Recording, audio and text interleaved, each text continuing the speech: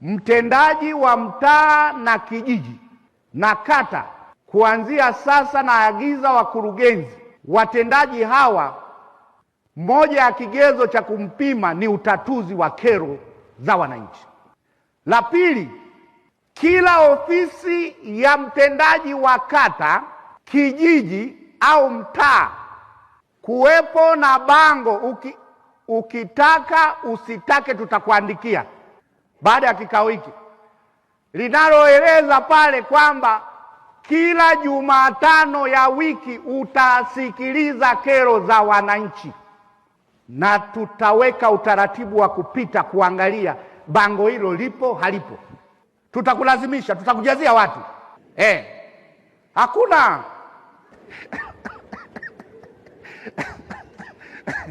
tutakujazia watu, utake usitake. Lakini lingine, kwa sababu asilimia kubwa ya kero ni ardhi, kila afisa ardhi wa halmashauri atenge siku ya Jumatano. Ushiki faili lolote, tangaza na tutakuwekea bango kwenye ofisi yako, unasikiliza kero za ardhi. Wananchi wote karibuni hapo.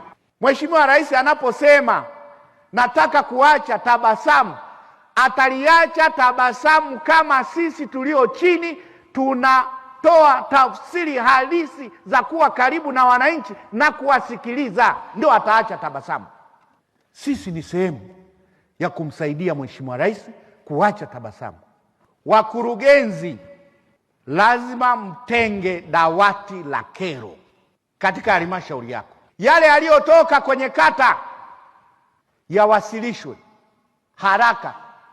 Tenga siku kabisa, Jumatano. Na katika haya nayosema, mimi nitakuwa na ziara za kushtukiza tu. Naamua tu kwenye mtaa fulani hivi siku ya Jumatano, nijue kama kweli jambo hili linatekelezwa. Na management, kila inapofika mwisho wa mwezi, andaeni bango kitita ya kero mlizozipokea na kuziwasilisha kwa mkuu wa wilaya. Wakuu wa wilaya, nyinyi kila mwezi mara moja unatenga siku nzima ya kusikiliza kero. Wewe itakuwa inakusaidia kuangalia umetoka kata gani, utasikia mambo mengi. Lakini lingine, wakurugenzi, kama nilivyosema, na rasi tukaimarisha mabaraza haya ya ardhi ya kata, lakini pia andaa mkutano wenye viti hawa wa mabaraza. Ukija tukiwaleta hapa utashangaa, watakwambia hawajawahi kuitwa na mkuu wa mkoa yoyote.